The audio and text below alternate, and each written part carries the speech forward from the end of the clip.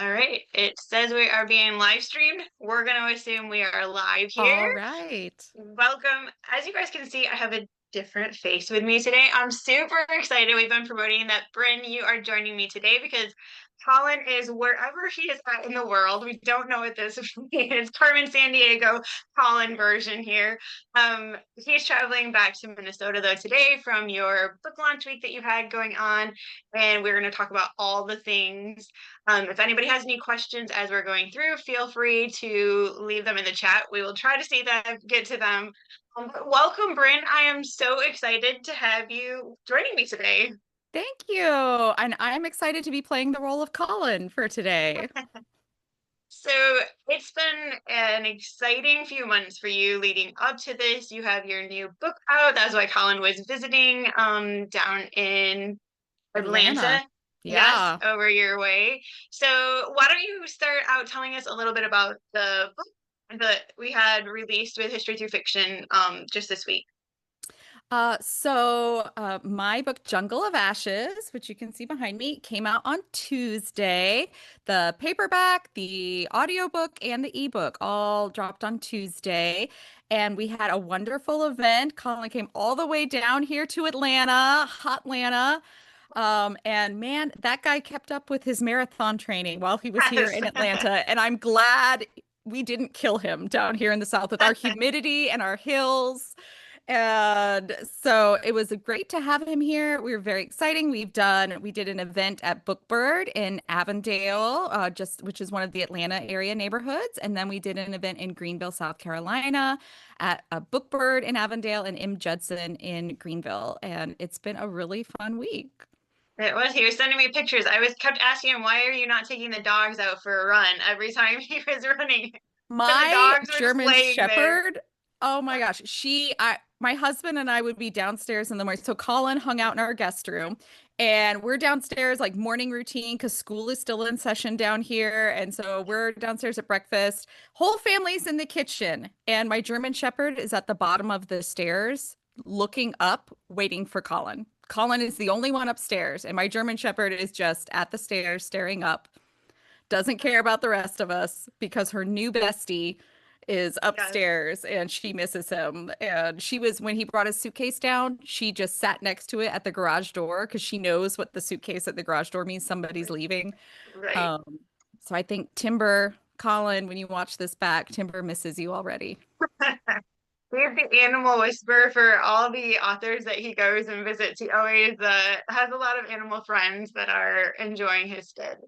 Well, They I'm say glad animals that are a good judge of character. that Animals is are a good true. judge of character. Absolutely.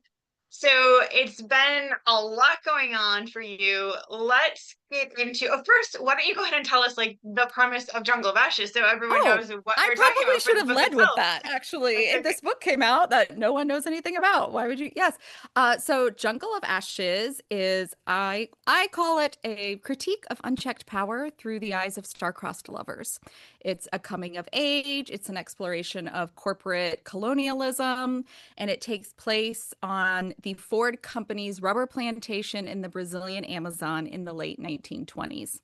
Henry Ford wanted to grow all the rubber for the Ford Company, and he decided to do that by building a utopian Midwestern town in the middle of the Brazilian Amazon. And he was going to create a plantation and grow all the rubber the Ford Company needed there in the Amazon. And the story follows it has dual POV. There's Joanna Rogie, who is the 19-year-old daughter of a lumberjack from the Peninsula of Michigan. And her father gets sent down to be one of the assistant managers of the plantation. And then there's Rafael Caetano, who is a young mechanic, and he and his father both get jobs at Fordlandia. And they are from the area, they're from Brazil. And they meet each other, and then by knowing each other, they start to discover what life at Fordlandia is really like versus what the managers are saying, the reality versus the expectation, and start to question the whole venture.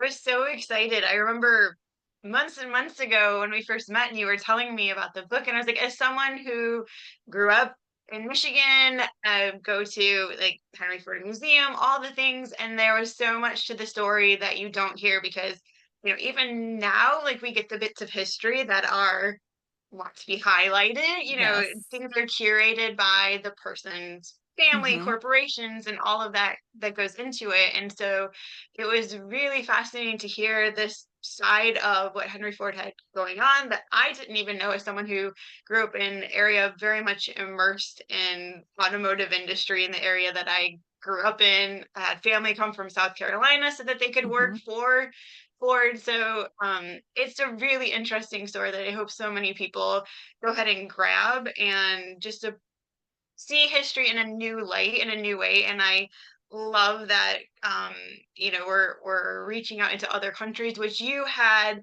a unique background to bring into writing this story with the setting in Brazil and in the US as well. Yes, I lived in Brazil for 14 years. I met my husband, who is from Rio de Janeiro, when I was finishing up grad school.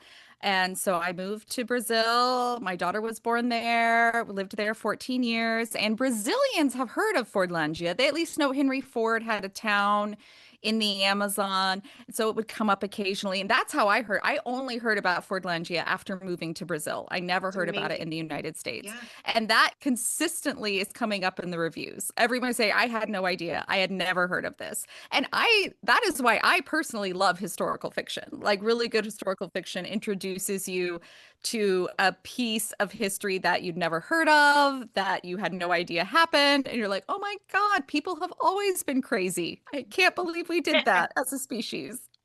Absolutely. Yeah, I feel like how they have those word of the day calendars to go through. Like you could truly learn a different historical fact every day and never run out, Oh, because for there's sure. so many interesting little snippets out there to learn. So do you think having that kind of dual perspective yourself, writing the book, helps you bring in different elements rather than someone that maybe just kind of found this fact, but Brazil was like, a different culture for them. They hadn't lived in an experience that you were able to bring that to the story. Oh, 100%. I knew when I was first thinking about writing a story set at Fordlandia, I wanted a Brazilian perspective. I did not want only an American perspective for a couple reasons. One, the Brazilians would interpret Henry Ford's rules and policies, and he really did try to import the same policies he had in Detroit factories to Fordlandia. And I really wanted to show Brazilians' reactions to that because my background is actually in intercultural communication. And I knew his policies would be received in a very different way, no matter the intentions behind them. So I wanted to show Brazilians' reactions. Also, there are just not enough books set in Brazil published in the United States. Like it is such an unusual setting, which is shocking because it's the fifth largest country in the world in terms of population and area. And it has one of the largest GDPs in the world. It's over 225 million people. And we don't publish anything about it in the United States. So I could not have one of the very few books set in Brazil circulating in the US be exclusively from an American perspective. And with my background in intercultural communication, having lived in Brazil for 14 years, I speak Portuguese. My husband is Brazilian, and I had Brazilian sensitivity readers. I felt comfortable writing from a Brazilian perspective. And I thought it was absolutely critical that that was included.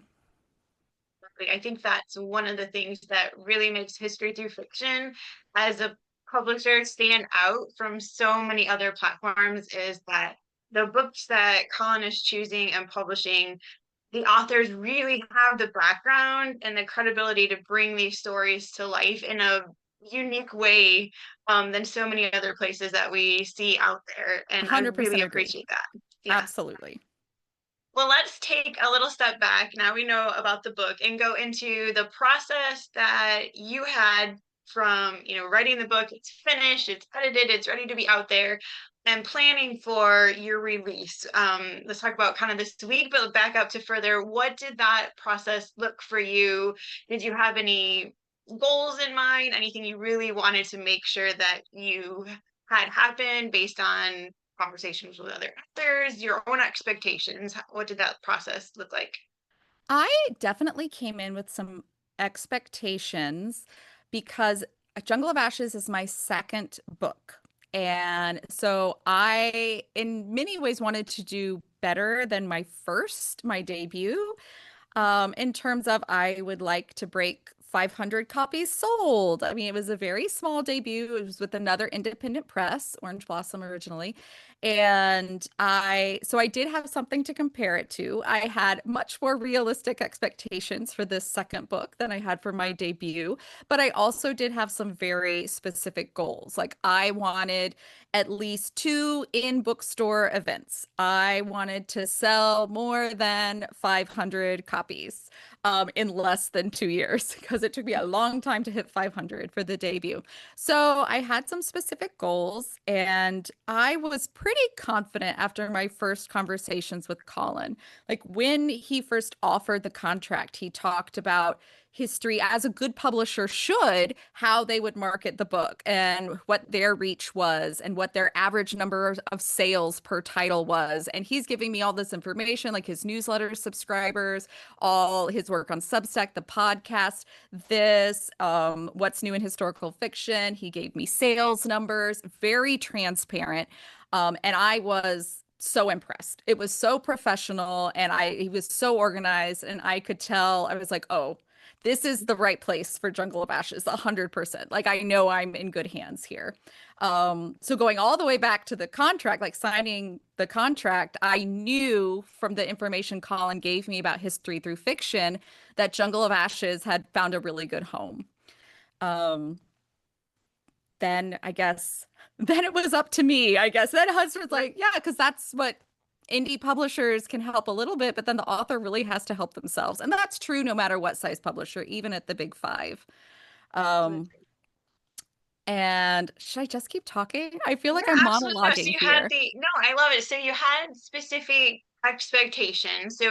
Which I think is an important piece that a lot of people kind of release the book and then I find they didn't set a goal for what they Mhm. want to sell. So, maybe you sell 5 copies, maybe you sell 100 copies in that first week. Like, what does that mean for you as an author? Maybe if you set out to sell 5 and you're celebrating and that was amazing, you're setting out to sell 1,000.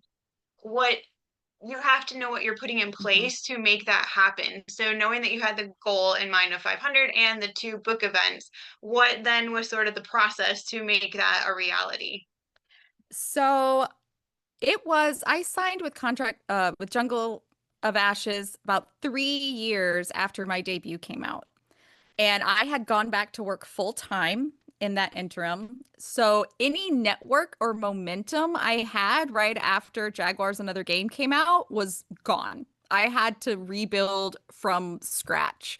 And that was the most daunting thing, to reach back out to fellow authors or bookstores that I had kind of ghosted for 3 years. I mean, I didn't really ghost it because they weren't waiting for anything from me. They certainly weren't sitting around going, "Wonder where that one hit wonder went. Wonder where she is, what she's doing." But I had to rebuild that network because I had not. I'd been working full time and parenting, hadn't really been attending author events because so many of those happen on weeknights, and I was single parenting a lot for a kid who can't drive herself anywhere. So like weeknight events are not something I can get to easily. So that was a lot of reaching out, emailing, making a point. My daughter's a little older now, can stay by herself at night. So, like, even though I was tired, like getting out to an author friend's event at 7 p.m. on a Tuesday so they could see my face again, because it's a lot of relationships. Like, if you're asking people to come to your events, you'd better go to theirs. Because it's all about that support network. You support each other, right? And I had not been a very good literary steward for 3 years.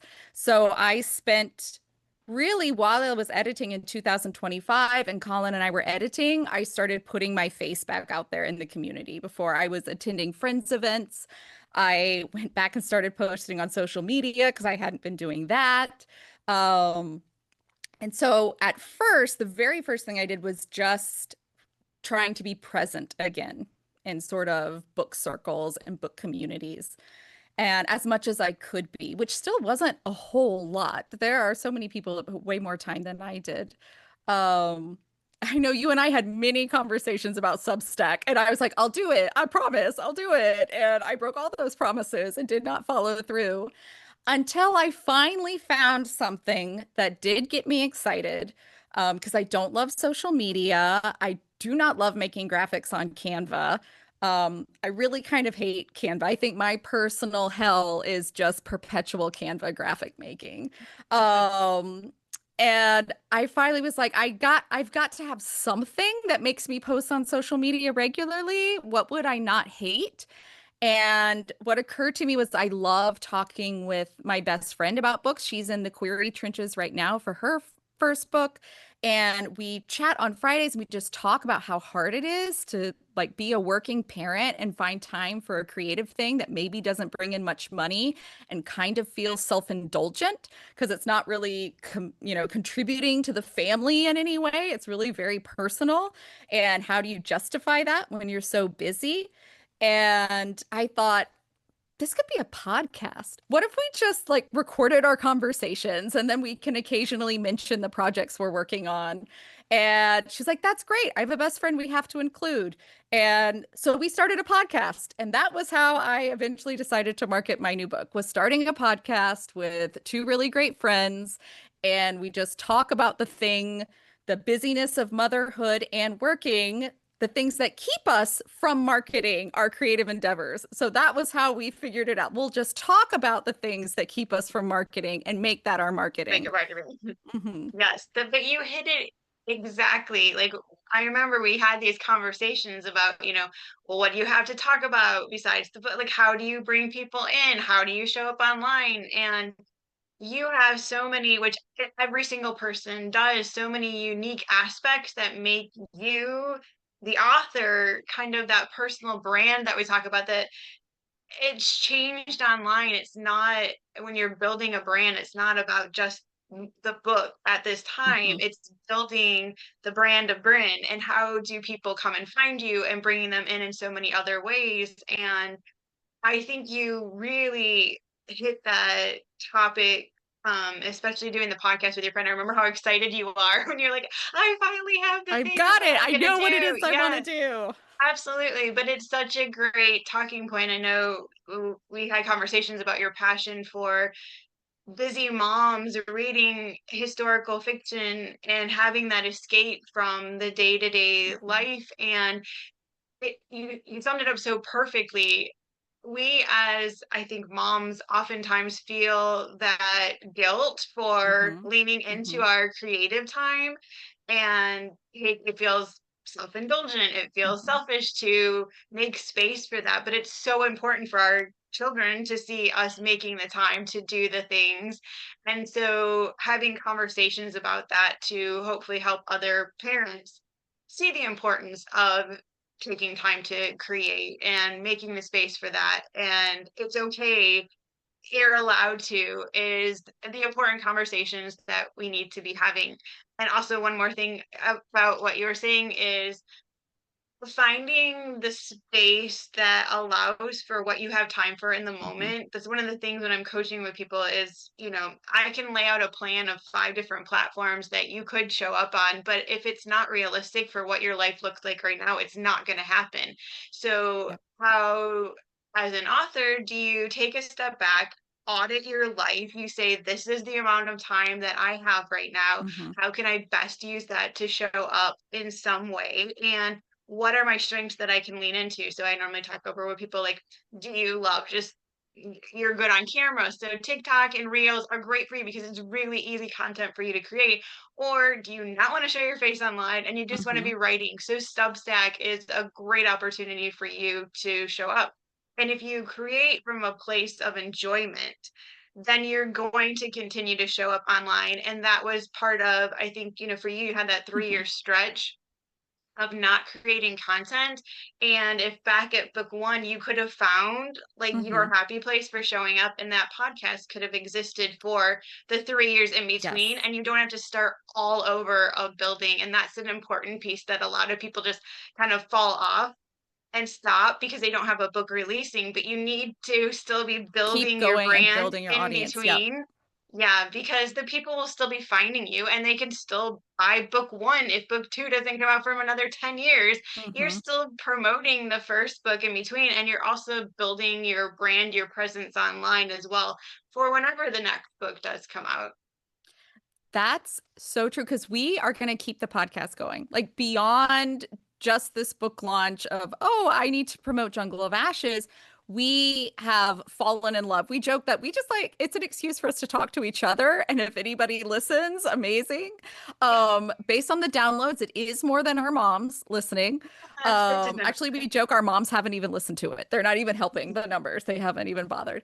Um, but that's so it because we want to keep going. So we're about to record episode 12, which was our goal for season one, because we were just trying to, can we fit this in our schedule? Like, Right. honestly, can we fit this in? And does it stay fun? Is there still joy in it? Are we showing up authentically? And we want to be there. And if that's the case, we can keep it going. And so, no matter what creative projects the three of us have in the future, we hope to have an audience. We really want to build a community outside of the book. And I remember you talking earlier, like as you're building your personal brand, which authors like you just have to accept that you have to do that nowadays. I don't like it. I wish my words could just speak for themselves, but like the sooner you accept that, the sooner you can start Thank effectively you. marketing your brand. You're 100% right about that. And so if you can find something you genuinely enjoy doing, and that took me a while. I tried Substack. I was like, I'll blog, I'm going to write essays, but I work all day on a computer and I would be tired when I come home and I don't want to type more. But I do like chatting with my friends at the end of the day. So we'll often record at 8:30 p.m. or 9 p.m. on a weeknight and just talk for an hour. And that is something that we honestly, even when we're tired, we're able to rally and do because it does give us joy. It doesn't deplete us. It really fills us back up. It fills our cup. So if you can find any sort of way to be present that fills your cup all but also gives something to people, like we genuinely hope that other moms, even if they're not taking our advice, like my friend has her creative first aid kit she talked about, and she does actually keep in her purse. Even if they're not taking our advice, I hope that at least other busy moms might feel seen and know they're not alone in the struggle and feel validated. So I hope we are giving something back to the people. We're not just asking them to buy our books or our paintings, that we are giving something back to the people who listen. Yes, that's part of inviting the community in because then you have other people listening that share their ideas, in the comments, and you start a conversation going, and then it continues to grow and thrive from there. And I think something that I want to talk about as parents, you and I both have kids of similar-ish age, and now we do have a little bit of freedom as they're Hmm. old enough to be left alone. But you do have to assess it different stages of parenting too. Like what's realistic for me in this space? You have a newborn through a young toddler. Well, time is tight Hmm. and it might be really difficult. But now, like you and I are moving into the space where we do have a little bit more freedom to be creating. So, how, now you can be going to author events, there's other things you can start to explore. So, nothing is ever permanent with the Hmm. decisions that you make either. Like life changes, situations change, and you can grow and adapt throughout that while still showing up as best you can in that moment. And sometimes it's really difficult because we want to be able to show up in one way, but we just don't have the time, or the energy, the resources to show up in that way. So just being kind to yourself and also honest. And like you said, admit that it's not permanent. And maybe this is what's going to work now, but it's going to change. And then if it does change and maybe you weren't expecting it to, just like nothing's permanent. Like life goes Right. on, life is long. So what you're doing now doesn't have to be what you continue to do. Be ready to pivot and just try not to fight it because you can lose so much energy trying to be something or do something that you don't actually have the time or resources for right now. That is And that so took me a true. while to learn, but Yes.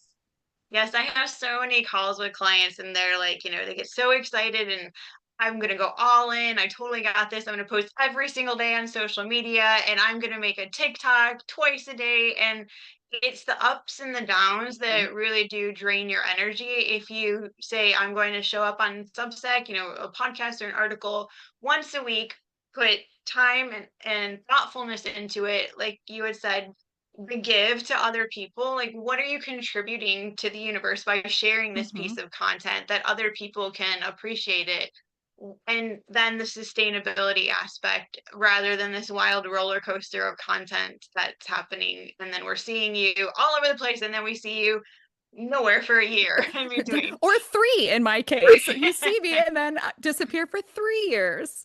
Um, I 100%, and I think if you can show up authentically, people that's what I have discovered in the last 2 months when I've really been hitting social media more, and I discovered reels because I am a talker, not a designer. So I gave in and started making reels. Part of me resisted that for so long because I thought I'm just wasting people's time. Who wants to talk to me? I'm not famous. I don't think I'm saying anything new. I still don't, even in the podcast. I think maybe people are just hearing it when they need to hear.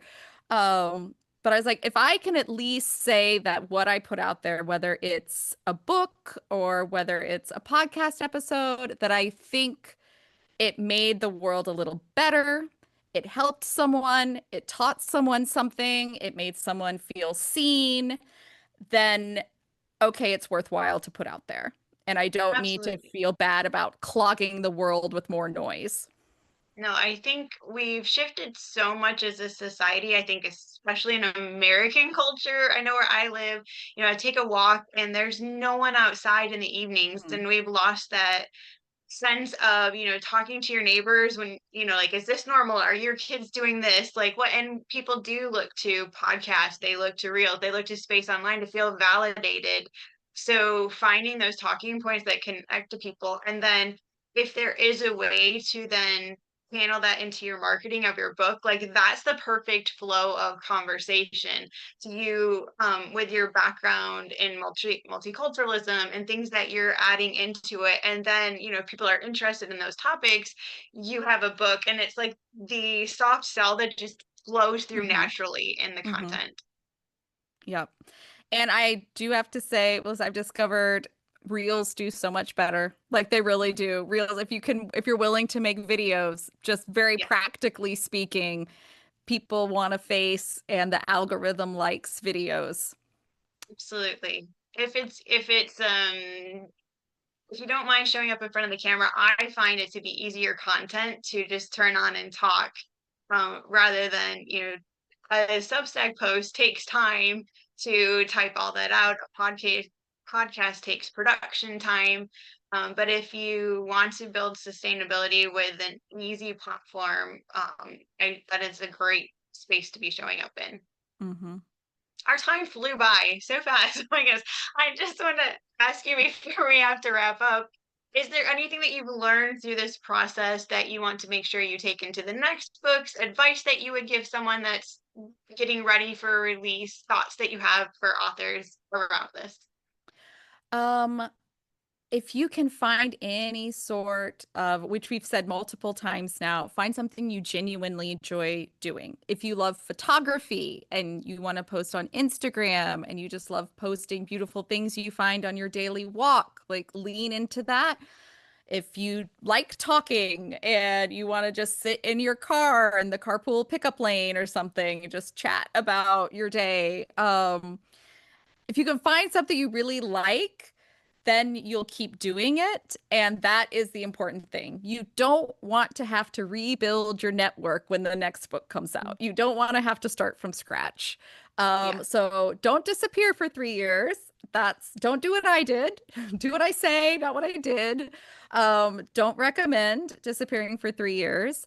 And be patient and just keep putting it out there. And like I said, if you have fun, then it doesn't bother you if you only have like 8 downloads because you had fun making it. So you're going to make it again anyway. And then over time, you build up an audience. Think the excuse that we all make for ourselves of I don't have time to show up. You said it perfectly. You can record a reel in the pickup line for your kids. You can find these little pockets of time to steal and be creating. If it's something you're excited about, you're Mhm. looking forward to doing it and to showing up. We all have our days where we want no part of social media. But if in general you enjoy the content, then you kind of create that sustainability around it and you'll find the time to make it happen. 100%. And that is how, honestly, how I got people to show up at my launch event. I started posting reels like a week out. And it was just short little videos. And all of a sudden, they were getting like 800 views, which for me is a lot. For me, I'm like sitting around 100 most days. So 800 for me was like, oh my God. And because people like to relate to, they're like, oh, I know what she's going to sound like if I go see her at an event. I get her vibe and her energy. So I think that definitely like just biting the bullet and posting reels, I think that really did help turn out for the launch event. I have to say, I'm incredibly proud of you and all the work that you put into this book and into creating your presence online again. It is work also to figure out what you like. It doesn't always come to everybody right off the bat, and you stuck with it and knew that you wanted to show up and you found a way to do that and you're making it happen. So, Oh, thank I you. wish you so well. I'm so glad because I really thought it for a while. I was like, I've disappointed Melissa. I just am not writing it, so Oh, I've really disappointed her. So I'm very pleased. I'm very happy that you are happy, and I hope Colin and History Through Fiction. I told Colin when he got on the plane, like went to the airport this morning, he's like, I'm going to sell you a lot of books. I'm going to sell you a lot of books. So no, you're doing fantastic, and I can't wait to see where it takes you, and I can't wait to see what other stories you come up with and what we get to read from you in the future. So, Colin doesn't get mad at us. I am going to wrap us up with a couple of announcements here, and then thank you to everyone that's joined us live or is going to be watching later. I know we have a lot of people that watch after the recording. So, for Colin's request that he wanted me to shout out that we have the short story contest is going to be opening up for submissions June 15th through August 15th. So get your stories written, get ready. You can check out more information about that if you just check out history through fiction / short story. Just kind of do a search and it'll come right up for you there. There is a grand prize of $250 for that, wow. so that's super exciting. There are a couple other events that we're going to have coming up. So we have Spectacle and Steel. There's going to be 2 authors showing up for that. We have What's New in Historical Fiction coming up.